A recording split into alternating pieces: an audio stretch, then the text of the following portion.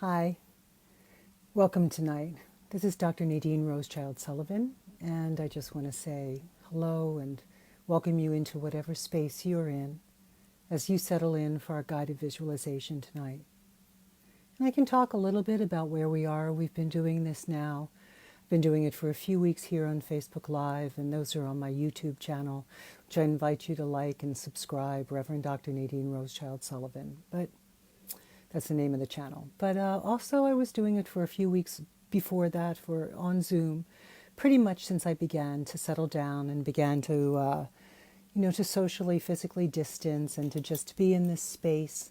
I began in the middle of March to isolate, to quarantine. And it's been a long time. Some days you just sort of wake up and it's the same thing over and over again. I do feel very, very blessed to be being paid to work from home. I know that puts me in the position of being one of the lucky ones.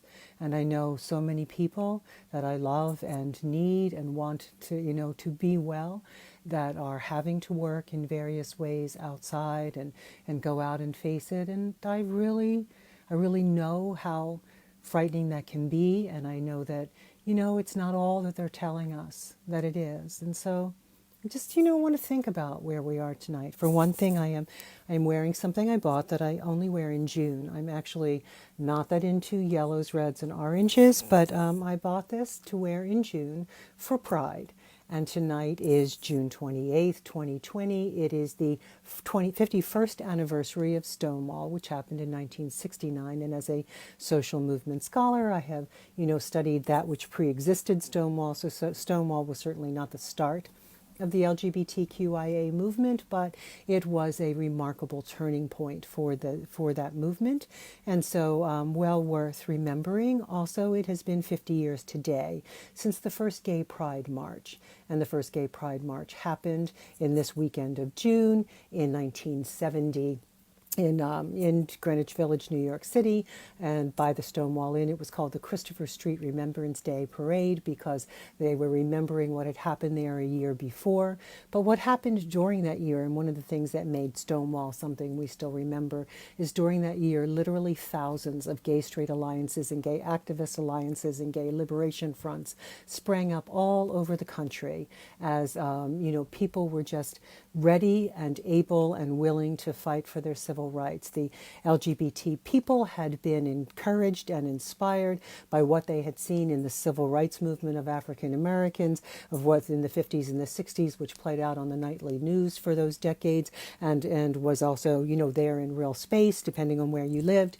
Also, watching the anti-Vietnam War movement, the protest and the resistance against that war, which grew from a handful of people to literally hundreds of thousands, and, many, many other things that were going on in that window of time. So along with the peace movement, there was a lot of really great liberationist music. I watched a documentary once called "From Pop to Protest," and or something like that. But it talked about the role of protest movements, of music in protest movements, the role it had played in the labor movement of the early 1900s and the mid 1900s, and the role it then played in the anti-Vietnam War movement. You can certainly see the role that music played in the civil rights movement, and so just all of that, the writing of those kinds of songs, a lot of them for the peace movement were by folk singers who were writing songs about how are we responsible to not participate in government oppressions of other peoples and invasions of other spaces, and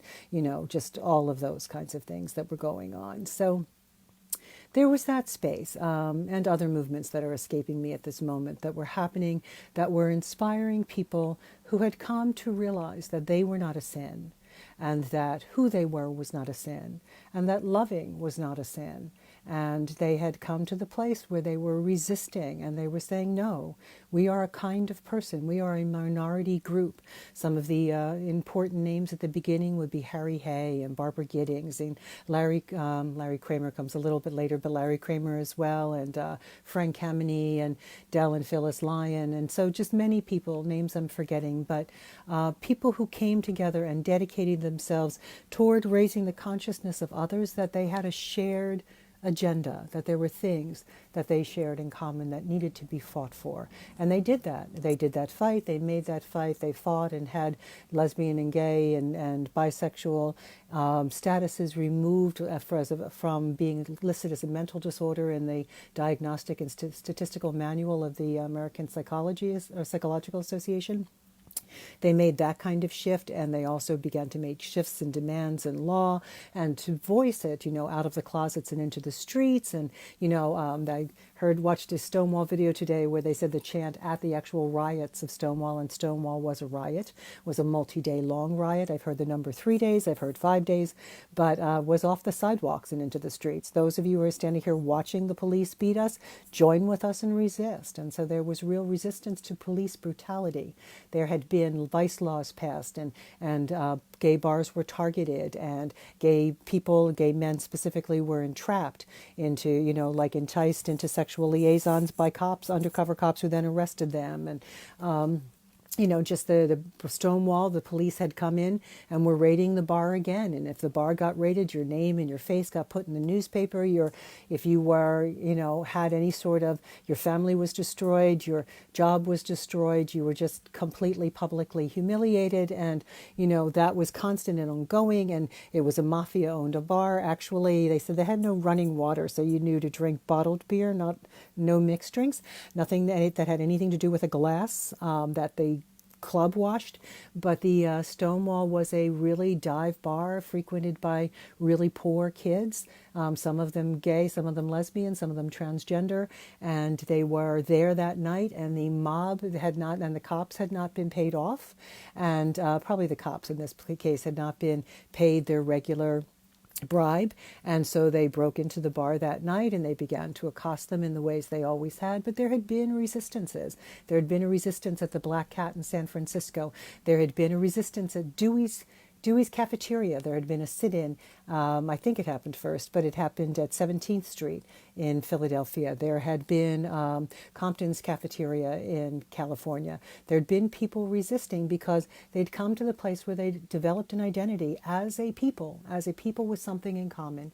And they had watched other people resist being oppressed. They had watched Black African-American civil rights activists, in that movement, and they had watched that resistance, and they were watching young people resist going off to war in Vietnam, and that collective consciousness was just sort of rising in that space. And as that collective consciousness rose, the way I've heard the story, and I've researched it as thoroughly as I've been able, books and documentaries, but what I hear is that a butch lesbian, though she identified, to the best of my knowledge, she does look very butch, but to the best of my knowledge in the time, she identified as a lesbian and as a woman and not as a trans man.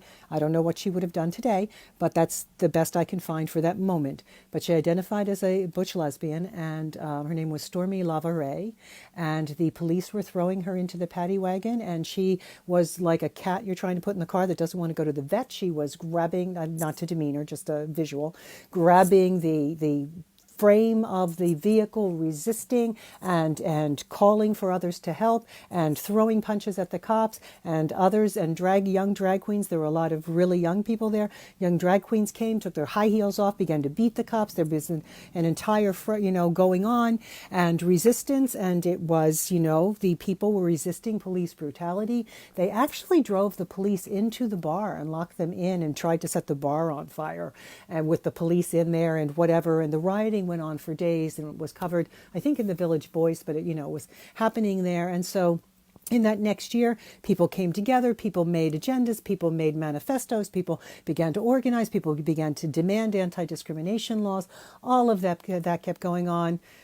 We had something, this is not that topic, we did have something on June 15th, where the Supreme Court in Brockton versus Clayton County just this year ruled that LGBT people are included under the Title VII of the 1964 Civil Rights Act and cannot be discriminated against by civilian employers.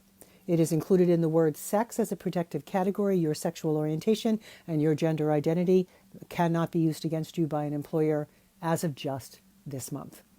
However, it's still not true in the military. If you're transgender, you can be kicked out of the military. So that is happening and still happening. And there are other things. On June 12th, 3 days before the June 15th SCOTUS ruling, the Trump administration also enacted a Health and Human Services ruling that allows doctors to refuse to treat transgender people. So there's still stuff going on and still a fight, but I'm wearing this for pride tonight.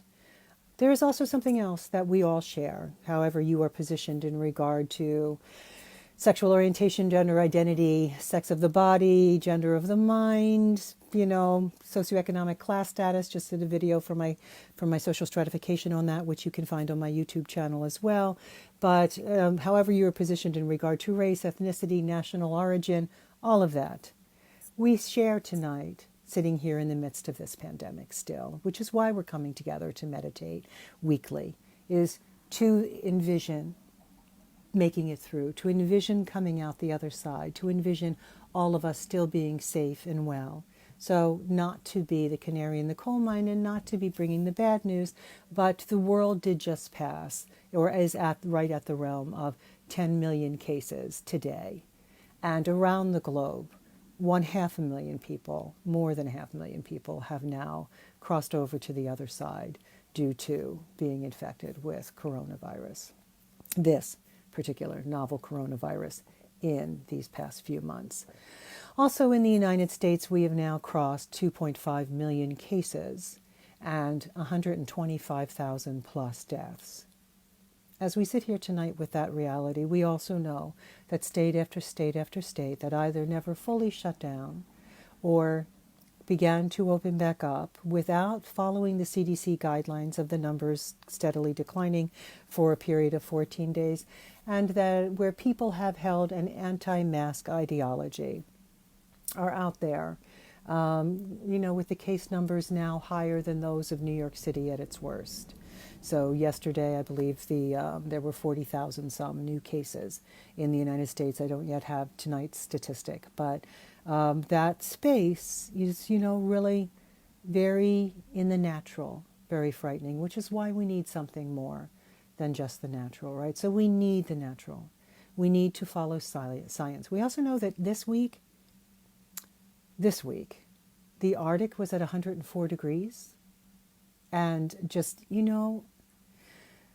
I had this visual of Santa Claus in a bathing suit in the beach, not the snow. This is just not okay. So we need to come together as people. There are things we really need. Also, right now, tonight, over 40 million Americans have had to file for unemployment. And thank God for all of those who are getting it, or 40 million have become unemployed. But some of us can't file. And as I said, I feel really, truly grateful for being in a position to be able to still work, to still teach, to actively teach students and to be paid for my work. But also, in those 40 million who have become unemployed in the past few months and that are unemployed right now, some of them can't even file. Some of them had the kind of jobs where they're considered to be their own contractor. They are, a gig worker. They are their own contractor working for Lyft, driving for Uber, delivering for Uber Eats or Grubhub or whatever that is. Those people, a lot of them have not been able to file for unemployment because, they're not, it's not that kind, there's the way their taxes have been handled, whatever's been going on. We just have a whole lot of people. We have a whole lot of people that have had to stay out there working, a whole lot of essential workers who are really underpaid. And it is showing the fractures in our society. It's showing there are people being kicked off because our health insurance is tied to our jobs, people being kicked off their health insurance in this time, then ending up in the hospital, then ending up with multiple day stays, ending up some of them with extensive medical treatment, ending up with days and days maybe in an ICU or even on a ventilator, coming home and getting the bills, right? And even those who have insurance coming home and getting hit with those surprise bills that Bernie Sanders tried to talk about, right? There's your co-pays, and then there's also beyond your co-pays, there's those, this wasn't covered and this was out of network, and here's this, and your aspirin cost you $20, every single time, and whatever that was. And so there's so many things that we need collectively. So we continue to visualize that. We are coming up to an election. You do you. You vote for who you want, but I do ask you to consider your rights. Your civil rights, and not just the right to go without a mask. I know there's talk out there about, was the virus naturally occurring? Was the virus created? Was the virus on purpose? Hey, who can know, right? So, no, who can know? But I can know one thing. Part of that rhetoric includes the idea that masks are unhealthy. And there's a certain okay, I don't pull my blanket up over my face at night and haven't since I was a little child because I didn't enjoy breathing my own exhaust. And like you, I don't always enjoy wearing a mask. There is some sense of, gosh, this cloth is thick. And there's some sense and, that can be difficult. It can be even more difficult if you've got asthma or some kind of lung constriction, some sort of, COPD or whatever to be wearing a mask. But on the other hand, logic and science have to go together. So for the things we can't know, put them aside. What we can know is that a mask keeps a surgeon safe. And a mask keeps, especially an N95, keeps the nurse safe. And that when doctors and nurses have been dealing with highly infectious diseases across these past decades, whether we're talking from the AIDS crisis, which was part of the LGBT movement we're not going to talk about right now, but whether we're talking about that highly infectious disease or the SARS or Ebola or just general, somebody's got something contagious in the hospital, we know that the healthcare worker wearing a mask keeps them safe because something happened to the masks in our country, and there's a deeper conversation, not part of this meditation, then we haven't had enough, and those that are N95s need to go to our healthcare workers. But if that N95 keeps that RN safe and that physician safe, then even my cloth mask does something for me, does something for you. Hopefully none of us have it, but if we did and we were asymptomatic and we're not or pre-symptomatic and we're not wearing a mask, then we're not showing love to each other. So a mask does two things. It keeps me safe at some level. It's a smaller percentage. The percentage is highest. It keeps it in if I have it. The percentage of that is higher than the percentage of it keeping it out if you have it and you don't have a mask. But if we're both wearing masks, we are showing love and affection and respect to each other.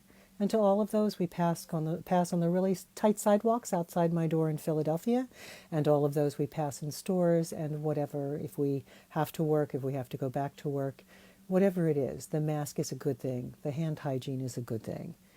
And the physical distancing, even as we deal with this incredibly long sense of social isolation, it's a good thing. So as we come together tonight, let us really, really come together, affirming the science, affirming all that we need to do, and visualizing the world as we want it to be, the world that we want to be in a few months from now, a year from now, 2 years from now, because this too will change.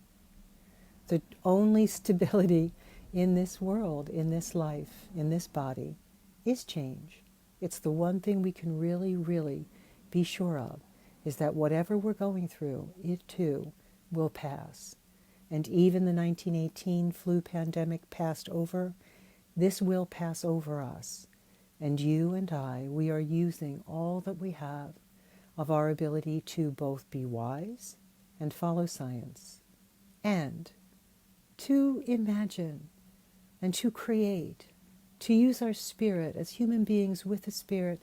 We're using our spirit to visualize, to envision, to manifest, if you will, the world that we want. And so we come together tonight to manifest the health of our bodies, the health of those we love and need most, our family, our friends, and then in wider and wider circles, the health of our communities and those around us.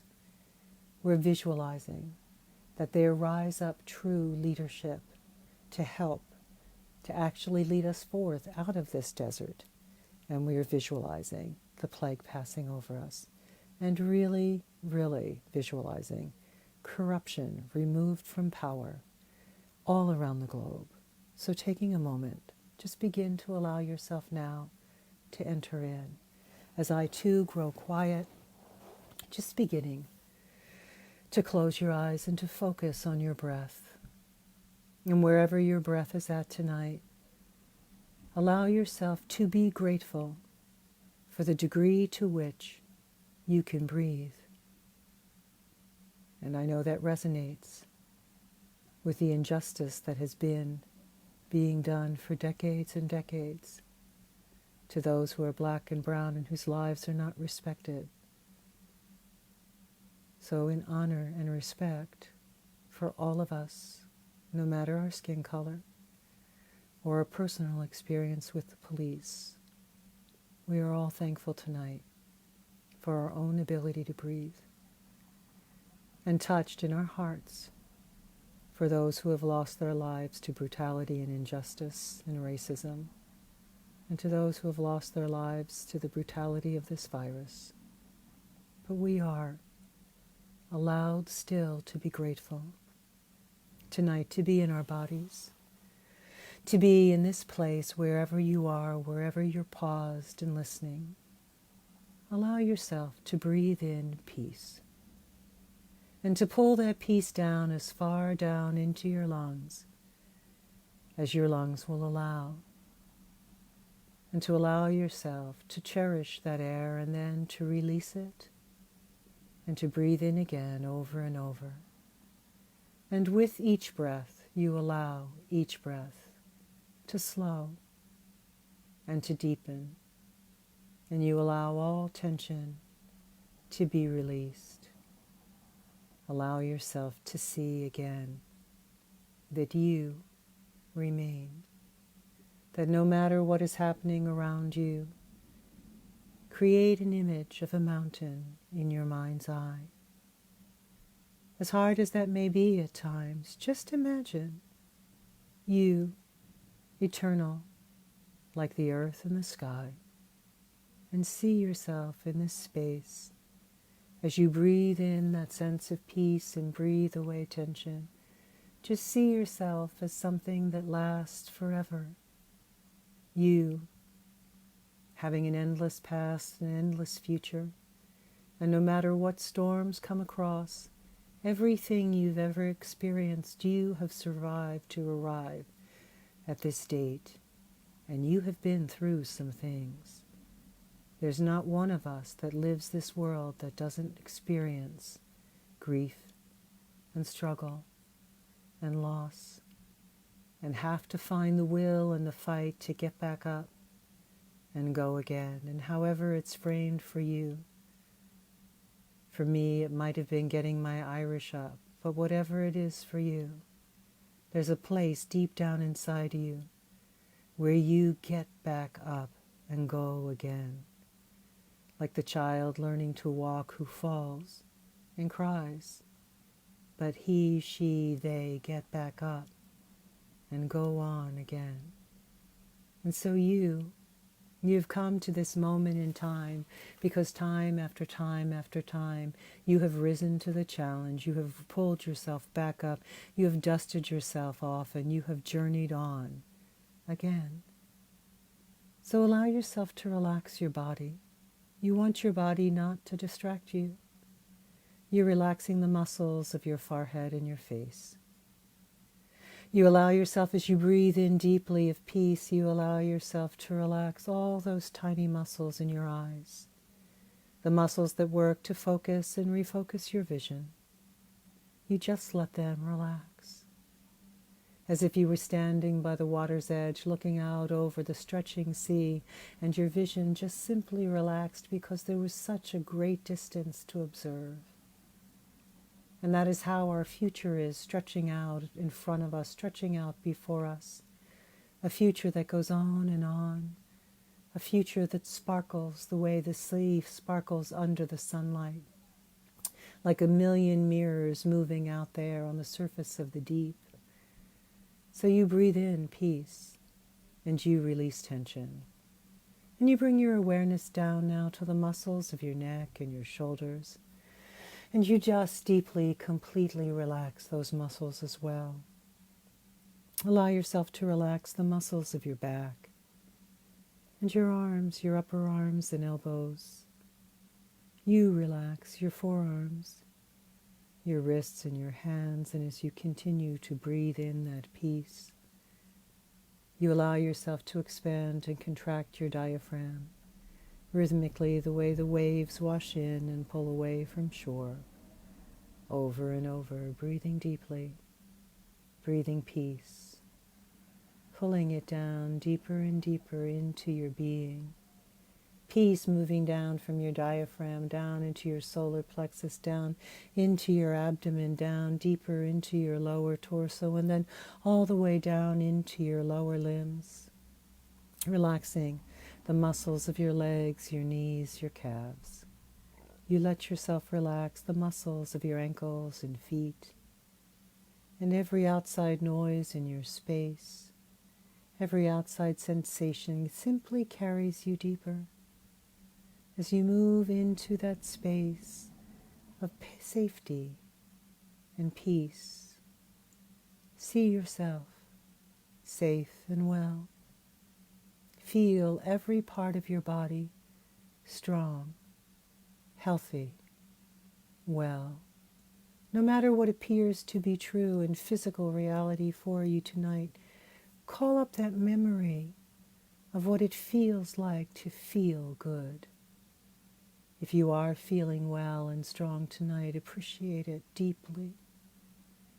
If there is some sense of struggle in the natural realm, remember strength, life, health. If age is something that seems to be bothersome to you at this point, just remember, I'm quoting her mother, age is just a number. I don't bother it, it doesn't bother me. You, there's a part of you that's eternal, no matter how young or how old your body. And you remember what it feels like to feel strong and well. Feel strong and well in every part of your being. In your head, in your chest, in your muscles, in your digestive system, every system, circulatory, nervous, every part of your body just whole and well, strength, health, wholeness.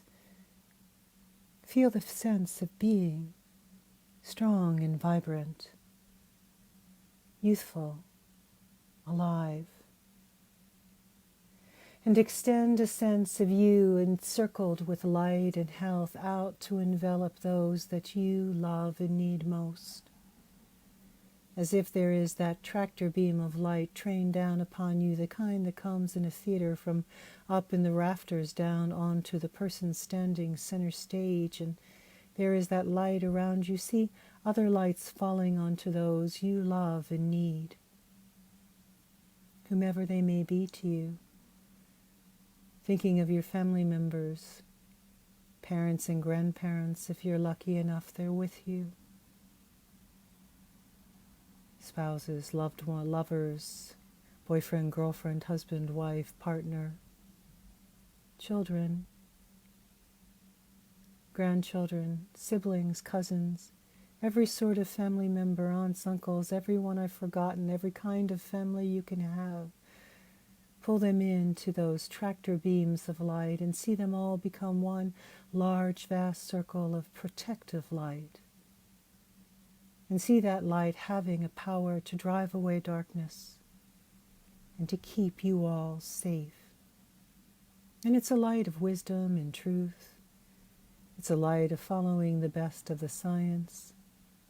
But it's also a light of you manifesting a protective energy field around you all. And pull into that space for those of you with dear loved friends. Pull them in as well. Pull them in like family, into that light beam you've got, and feel them included in your circle of protection. And see that no matter what is around you, see each of you coming through, still being healthy, strong, embodied on the other side of this. When whatever this is, whatever length of time this takes to pass over, see that day. See it passed over you and yours. And you are all still standing there safe and strong, fully healthy in mind, in emotions, in spirit, and in flesh, in your bodies, in your strength. See health and strength. If any that you know and love have been through any of the treatments and are suffering any sort of post-traumatic conditions, see them. Take a moment to send your will and your intention toward them recovering fully. There's scary talk out there about leftover symptoms. See your loved ones recovering fully in every way, emotionally, mentally, physically, spiritually, every organ, every tissue. See them completely restored to health, yourself in perfect health, strength, longevity, health, and peace.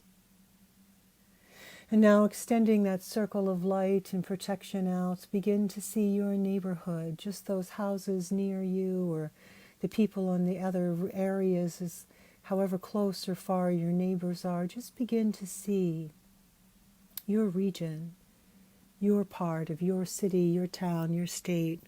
See it being.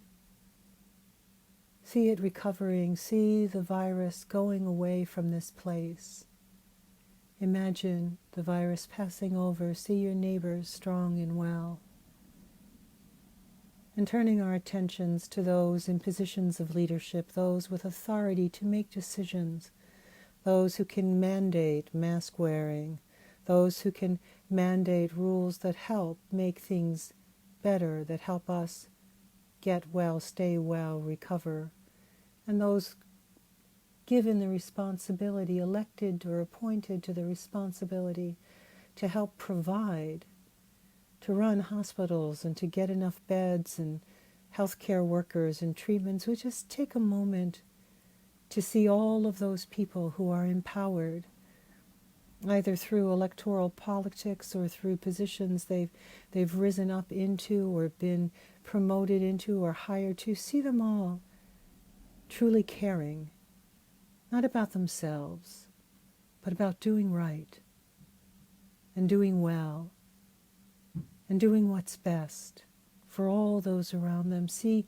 courage, leaders of courage, at the local levels and the state levels, at the regional levels, at the national level, taking a moment to envision this upcoming election. See, agree with me, no matter who you support, agree with me that those elected to positions of power or re-elected to positions of power this year are those who are not corrupt, who have not been bought for and paid for, either by foreign influences or by lobbyists. Just see those who are by any other means. See those who are not corrupted.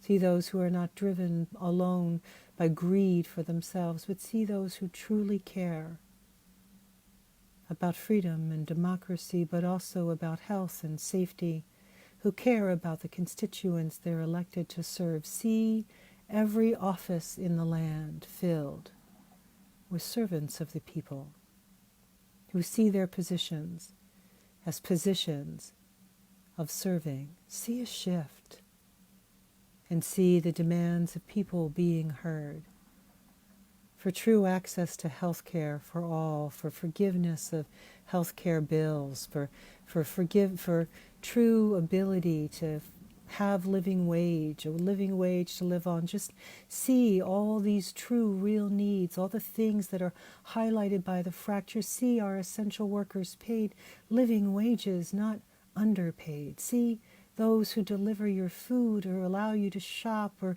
pick up your loved one and take them for help. See all those people paid in ways where they can afford to live off of one job, not two or three, where their health care is assured, not attached to work they might lose, but insured. See everything that we need. See the shifts and the changes that we need.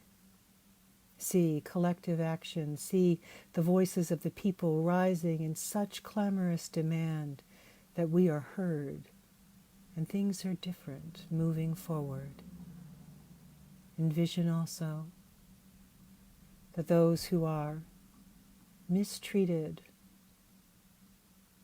on grounds of race and ethnicity, on grounds of mental health status, on grounds of financial abilities, see all those who are mistreated on grounds of native-born status or foreign-born status, just see in that space justice. A federal judge ruled the children in the concentration camps must be returned to families, to their families. See that actually happening. See an end to immigrant children being held in detention. And with me, visualize them receiving the mental health services that they, no matter how young or whether toddlers or adolescents or infants, see them getting all the help they need and truly being restored to their birth families, to the people who love them, care for them, will love and care for them, to their parents, if at all possible. See this stain on our national conscience stopped now. And allow the vision of every American having a living wage, food to eat, a roof over their head, health care they need. Just see the kind of country we can become. And imagine with me that we become that nation, and a nation that also recognizes immediately the changes it needs to make to protect the environment, to stop the mass extinction, to allow some of the Arctic to refreeze, some of that which has melted to go back, the earth to recover. Just imagine, and even if something seems too big or undoable, it's not up to us to figure out exactly how. It's up to us to take our creative imagination and see it done. See the planet surviving with the human race still on it. See the other species surviving. See the honeybees surviving. See people having what they need. See real, true justice and peace. See an end to anti-science propaganda. See people coming to their senses. See people treating their neighbors with respect and working your way back into the smaller circles of your own life. See yourself having all you need across these next years as we recover also economically. See you receiving your path forward so that you and yours are housed and clothed and fed and cared for, that there is what you need in regard to treatments and health care, everything that you need. And moving that circle back in, envision with me that when we arrive a year from now, having been through an election and an inauguration, coming up to September 2021, visualize with me a safe and effective vaccine. Visualize with me a restore to some sense of normalcy. Visualize with me that the plague passed over you and yours. Nothing by any means hurt you. And you arrived at the other side when the pandemic had passed over, safe and whole and well, strong, still in your body, still here in this earth, in this sphere, doing the work you're here to do, following your inner guidance system, listening to your intuition, and accomplishing your life purpose, doing the thing you came to do, whatever it is. Teaching, playing music, making music, writing protest music, organizing, watching Netflix, enjoying, cooking, tasting, dancing, smelling the flowers, feeling the sunshine on your face, breathing in the air that gets fresher and fresher because we become quickly more and more environmentally sound. Just see yourself here, enjoying, loving, tasting, enjoying life, tasting its sweetness, and allow yourself to really see what you want your life to be and create the life you love. Create a life that's full and rich and sweet. You, wrapped in that bubble of protection, like a force field of energy. You, like the mountain that stands no matter what storms pass across its surface, it remains unchanged. You, like the timeless breathing of the ocean, here still breathing. You, able to create your visions and dreams, everything you came into the earth to do. See yourself fully, completely accomplishing it. See yourself with years and years ahead, doing what you're here for. It is never too late. You choose. You make your future. And I agree with your future. We collectively, everyone on this call and everyone who views it later, that comes together, we agree collectively that we each live our best lives, accomplish all that we came to do, and that we do not pass over until we are old and full of years and fully satisfied with all that we gave, created, and tasted. So as you come back tonight into this place, again, see yourself safe and well. Do all you can in the natural, and believe all you can in the spirit, calling on your image of source, the universe, the divine, God or goddess, spirit, whatever it is that's real for you, whatever religion you grew up in, whatever spirituality you hold today, or don't. Even if you believe when we die we stop and there is no afterlife, still see yourself having the best life, not in a greedy way, but in a way that is full of giving and receiving, a flow of love from you to those around you and back again. Feel the feeling of being whole and well, loved most by those who know you best, enjoying the life you came to create.